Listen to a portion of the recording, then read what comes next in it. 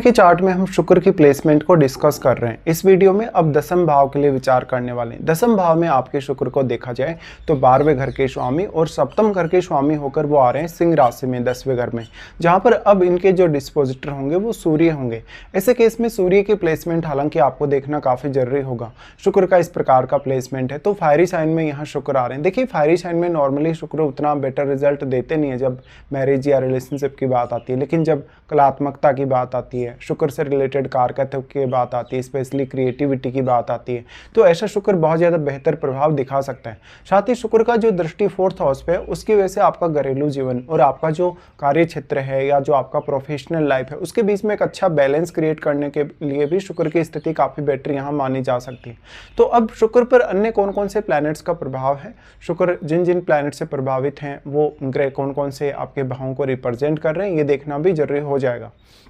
Normally 10th house का शुक्र है तो अगर सूर्य बहुत मजबूत हो तो जहाँ तक हो सकता है मीडिया वगैरह में बहुत अच्छा काम कर रहा हो, वो हो सकता है सिनेमा जगत में हो, फिल्म इंडस्ट्री में हो, या वो हो ऐसे कार्यों में जहाँ पर जैसे कोई अपनी कला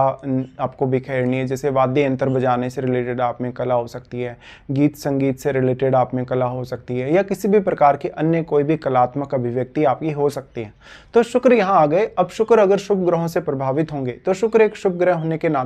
इनकी शुभता में वृद्धि होगी। बट अगर शुक्र मान लो यहाँ क्रूर ग्रहों से प्रभावित है, उस केस में धन, लग्जरी, ऐशो आराम को लेकर आपकी अपेक्षा उतनी ही ज्यादा तीव्र होने वाली। और क्योंकि आपका मंगल का लगन है यानी मंगल आपको रिप्रेजेंट करते हैं, ऐसे केस में आप अपने जीवन में कुछ भी पा सकते हैं, बस आपको अपना एफर्ट लगाने की आवश्यकता है। तो शुक्र आपकी मेनली यहाँ एक्सपेक्टेशंस को काफी बढ़ा ही रहे हैं, और साथ में अगर सूर्य का प्रभाव हो शुक्र पर, अगर मंगल का प्रभाव हो तो ये एक्सपेक्टेशन और भी ज़्यादा बढ़ने वाले हैं, और जो भी आपकी अपेक्षाएं होंगी आप उनको पूरा हरदम करेंगे। ऐसे केस में जब शुक्र को हम देखते हैं तो शुक्र इंडिविजुअली आपके लिए बहुत ही ज़्यादा अच्छा माना जा सकता है। अब स्त्रियों के केस में अगर ऐसे शुक्र को देखा जाएगा तो वो ज़्यादा नेम फेम दिला सकता है कहीं ना कहीं।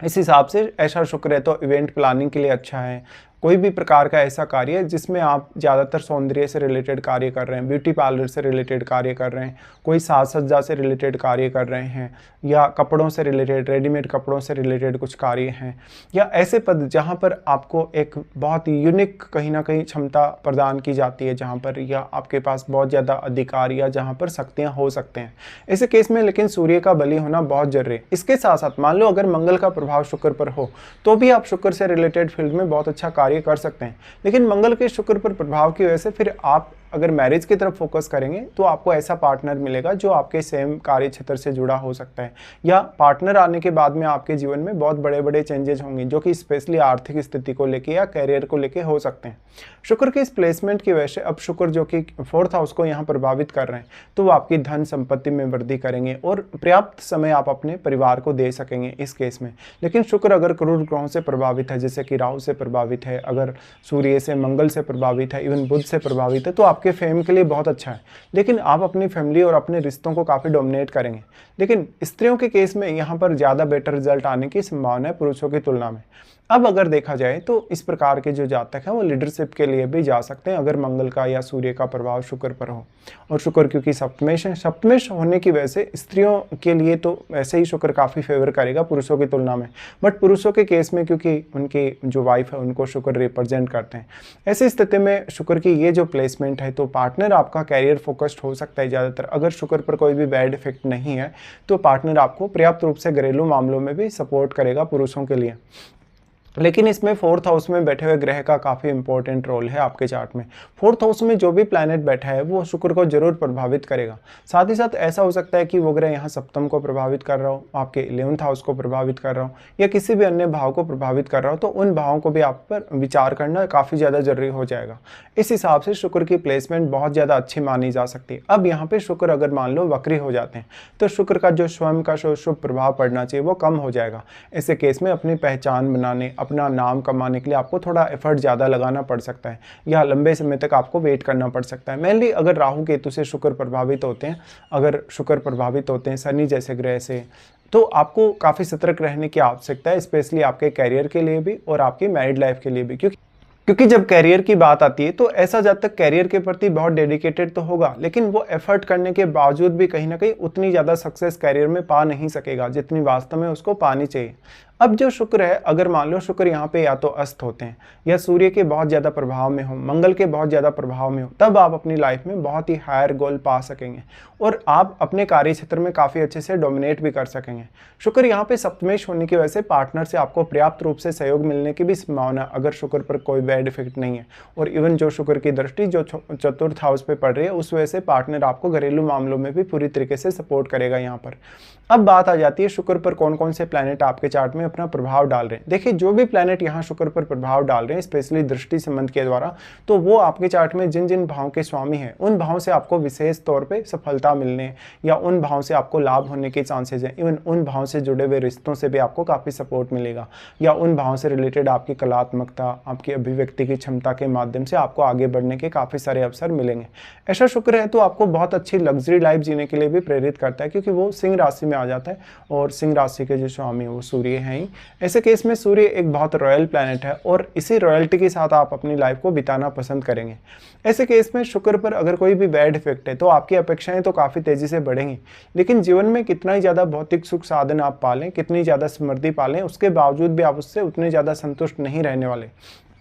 उसके बाद बात आ जाती है शुक्र के लिए यहाँ महादशा की। देखिए, शुक्र की महादशा बहुत इंपॉर्टेंट होगी अगर आपको इस जीवन काल में शुक्र की महादशा आती है, चाहे आप स्त्री हैं चाहे आप पुरुष हैं। उस केस में आपको देखना पड़ेगा कि वो 20 वर्ष कौन से होंगे जब आपको शुक्र की महादशा स्टार्ट होगी और कंप्लीट भी हो जाएगी। ज़्यादातर स्थितियों में शुक्र की महादशा अगर आपको 20 या 20 ईयर्स के बाद, यानी 20 साल की उम्र के बाद या 20 साल की उम्र से अगर प्रारंभ होती है और 50 साल की उम्र तक अगर आपकी कंप्लीट हो जाए, तो यहाँ बैठे शुक्र से आप काफ़ी बेहतर, काफ़ी अच्छे परिणामों की उम्मीद जरूर कर सकते हैं। लेकिन मैरिज के लिए भी शुक्र उतना ही महत्वपूर्ण है, और क्योंकि 12वें घर का लॉर्ड है, तो आपका अगर कोई स्टूडियो वगैरह है, आप कोई क्रिएटिव फील्ड में है, कोई टैलेंट वाले फील्ड में है जिसमें आप अपनी परफॉर्मेंस देते हैं, ऐसे में शुक्र आपको सपोर्ट करेगा जरूर। लेकिन यहाँ मैरिज भी साथ में जुड़ा हुआ है, तो मैरिज के लिए स्पेशली पुरुषों के केस में यहाँ ज़्यादा इंपॉर्टेंट हो जाते हैं शुक्र, क्योंकि वो पुरुषों के लिए उनकी वाइफ को रिप्रेजेंट करते हैं। ऐसे में सप्तम घर में बैठा हुआ ग्रह, आपके 12th हाउस में बैठा हुआ ग्रह, इन सबको भी आप देखिए। और सप्तम भाव में अगर मान लो अब कोई शुभ ग्रह आ गया है और थोड़ा बहुत अगर शुक्र पर कोई बैड इफेक्ट भी है किसी भी प्लैनेट का,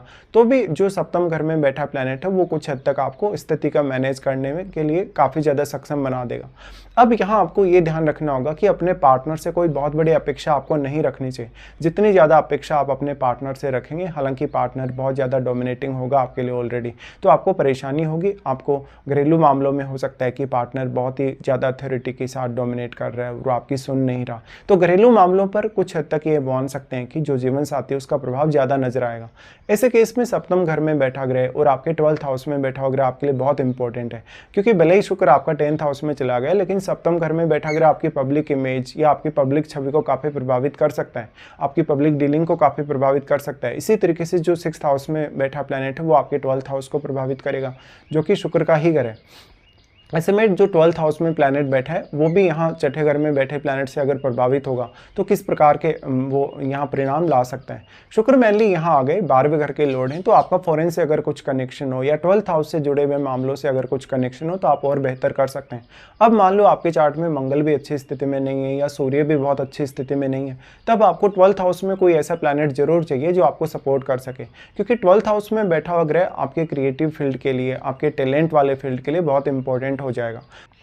लेकिन मान लो यहाँ पर शुक्र पर अगर राहु का प्रभाव है, अगर केतु का प्रभाव है, इवन मंगल का भी अगर प्रभाव है, उस केस में जब आप मैरिज या रिलेशनशिप के लिए अपने लिए विचार करते हैं तो आपको काफ़ी ज़्यादा सावधानी भी रखने की आवश्यकता है, क्योंकि फिर पार्टनर का जो इम्पैक्ट पड़ेगा आपके ऊपर हो सकता है वो उतना ज़्यादा फेवरेबल ना हो, या पार्टनर आपको ढंग से सपोर्ट करने वाला ना हो, पार्टनर की